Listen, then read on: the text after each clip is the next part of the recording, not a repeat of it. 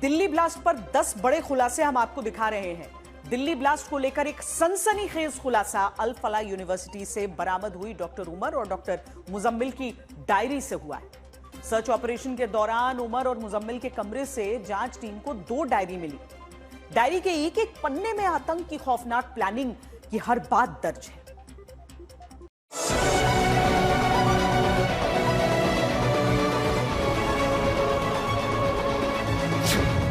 आतंकी उमर की डायरी से खुला बड़ा राज।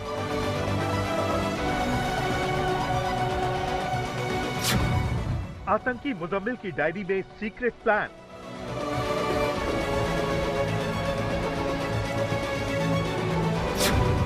पाकिस्तान में साजिश, तुर्की में बैठा हैंडलर।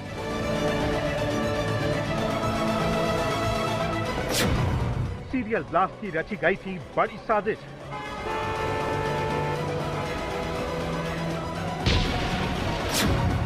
टेरर डॉक्टर की डायरी से सनसनीखेज खुलासा।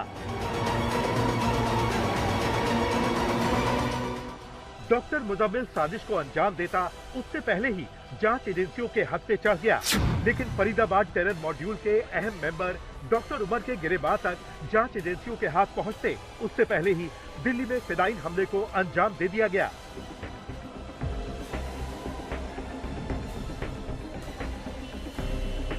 फिदायीन हमले के बाद अब जांच एजेंसियों को आतंकी साजिश से जुड़े सनसनीखेज सबूत मिले हैं। आतंक के ठिकाने से जांच एजेंसियों को डॉक्टर मुजम्मिल और डॉक्टर उमर की डायरी मिली। एक ऐसी ही डायरी उस ठिकाने से बरामद हुई है जहां 360 किलो विस्फोटक बरामद हुए थे। आतंक के डॉक्टरों की डायरी के पन्नों में सीरियल धमाकों के षड्यंत्र से जुड़े सबूत मिले हैं। ऐसे ही डॉक्टर उमर और डॉक्टर मुजम्मिल के तुर्की कनेक्शन का खुलासा हुआ है। दिल्ली कार ब्लास्ट के कई महीनों पहले तुर्की का दौरा किया था। जांच एजेंसियों को मिली जानकारी के मुताबिक तुर्की में उमर और मुजम्मिल की हैंडलर के साथ मीटिंग हुई थी, यानी फरीदाबाद टेरर मॉड्यूल के तार पाकिस्तान और तुर्की से जुड़ रहे हैं और प्लानिंग देश के कई हिस्सों में फिदायीन हमलों की थी। The cabinet expressed its profound grief over the loss of lives in the terrorist incident involving a car explosion near the Red Fort in Delhi on the evening of 10th November 2025.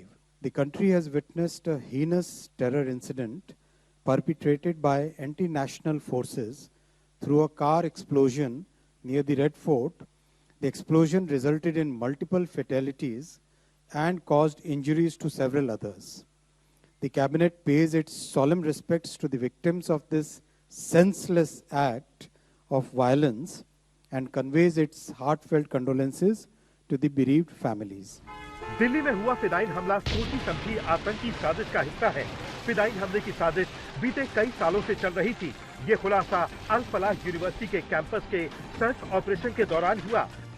जांच team ने campus में doctor Umar के room number 4 और doctor Muzammil के room number 13 की तलाशी ली थी। Search operation के दौरान दोनों के रूम से डायरी बरामद हुई। आतंकी डॉक्टरों की डायरी में हमले की स्क्रिप्ट से जुड़े सबूत मिले हैं। दोनों की डायरी के पन्नों में कई बार 8 नवंबर और 12 नवंबर का जिक्र है। डायरी में 1-2 नहीं बल्कि 25 संदिग्ध लोगों के नाम लिखे हुए हैं। डायरी में दिल्ली और फरीदाबाद की कुछ लोकेशन का भी जिक्र है। डायरी में कई जगह कोड वर्ड्स का इस्तेमाल भी किया गया है। डायरी में उकासा नाम के विदेशी हैंडलर का नाम लिखा हुआ है।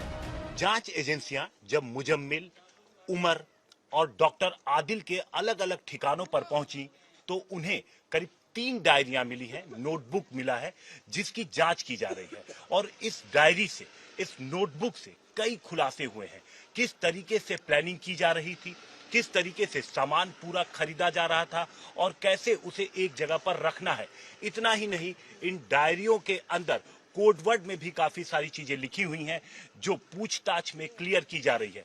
लगातार मुजम्मिल से और इसके अलावा आदिल से पुलिस की टीम और तमाम एजेंसियां पूछताछ कर रही हैं ताकि साजिश का पूरा सच सामने आ सके। जांच एजेंसियां अब उमर और मुजम्मिल की डायरी को डिकोड करने में जुट गई हैं। उमर फिदायीन हमले में पहले ही मारा जा चुका है, लेकिन डायरी का सच उगलवाने के लिए जांच टीम अब डॉक्टर मुजम्मिल से पूछताछ कर रही है।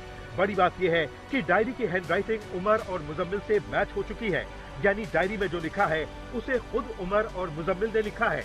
अब जांच एजेंसियों का पूरा फोकस विदेशी हैंडलर उकासा पर टिका हुआ है। दरअसल डॉक्टर उमर लगातार एक हैंडलर के संपर्क में था। जांच एजेंसियों को शक है कि ये हैंडलर का कोड नेम है। सूत्रों के मुताबिक हैंडलर उकासा की लोकेशन तुर्की की राजधानी अंकारा में है।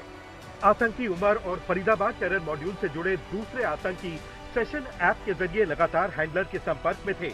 मार्च 2022 में उमर और उसके टेरर नेटवर्क से जुड़े कुछ लोग अंकारा गए थे। अंकारा में ही हैंडलर उकासा से फरीदाबाद टेरर मॉड्यूल से जुड़े आतंकियों की मुलाकात हुई थी। एजेंसियों को शक है कि इसी दौरान हैंडलर ने आतंकी हमले का ब्लूप्रिंट डॉक्टर उमर को सौंपा था। गिरफ्तार आतंकियों के इलेक्ट्रॉनिक डिवाइस को खंगालने पर जांच एजेंसियों के सामने बड़ा खुलासा हुआ। खुलासा ये कि सेशन ऐप के जरिए ये अपने हैंडलर से लगातार संपर्क में थे। इनका हैंडलर अंकारा में बैठा हुआ था। उसका नाम अबू उकासा था।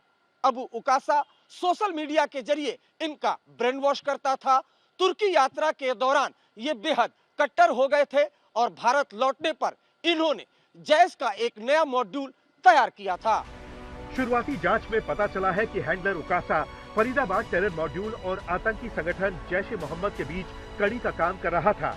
हैंडलर उकासा ने ही तुर्की में फरीदाबाद टेरर मॉड्यूल के आतंकियों की मीटिंग जैश ए मोहम्मद और अंसार गजवत उल हिंद के लोगों के साथ करवाई थी। प्लान कार में विस्फोटक भरकर दिल्ली समेत देश के दूसरे हिस्सों में फिदाई हमलों का था। जांच एजेंसियों को चकमा देने के लिए बड़े शातिराना अंदाज में आतंकियों ने खास ऐप का इस्तेमाल किया। ऐप के जरिए ही फरीदाबाद टेरर मॉड्यूल के आतंकी तुर्की में बैठे हैंडलर उकासा के संपर्क में थे। जब कोई शख्स ए शख्स बी को अपना कोई मैसेज सेशन ऐप से भेज रहा था, सबसे जो अंतर आता है वो ये है कि सेशन ऐप के लिए किसी फ़ोन नंबर, किसी मेल आईडी की ज़रूरत नहीं पड़ती है। दूसरा जो सबसे बड़ा अंतर है, कोई सेंट्रलाइज सर्वर नहीं होता है। सर्वर ए, सर्वर बी, सर्वर सी ये डिस्ट्रीब्यूटेड होता है, जिसे कोई एक कंपनी नहीं चला रही होती है। कल को कोई पुलिस एजेंसी कहीं रेड मारे, उसे कोई मैसेज या कोई सर्वर नहीं मिलेगा। ये एक डिस्ट्रीब्यूटेड प्लेटफॉर्म होता है जिसका कोई एक स्वामित्व नहीं होता है। सबसे बड़ा अंतर सेशन के लिए ये कि किसी भी आइडेंटिटी प्रूफ, कोई मेल आईडी, कोई फ़ोन नंबर की ज़रूरत नहीं होती है। स्विट्ज़रलैंड की एक फाउंडेशन है, वो सेशन को चलाती है। ब्लॉकचेन टेक्नोलॉजी पर चलता है। ज़्यादातर इसका इस्तेमाल ऐसे लोग करते हैं जो क्रिप्टो के बिजनेस में होते हैं, अपनी आइडेंटिटी को बचाते हैं। कुछ लीगल, कुछ गैर कानूनी काम भी करते हैं। सबसे बड़ा अंतर ये, कोई सेंट्रल सर्वर नहीं होता है।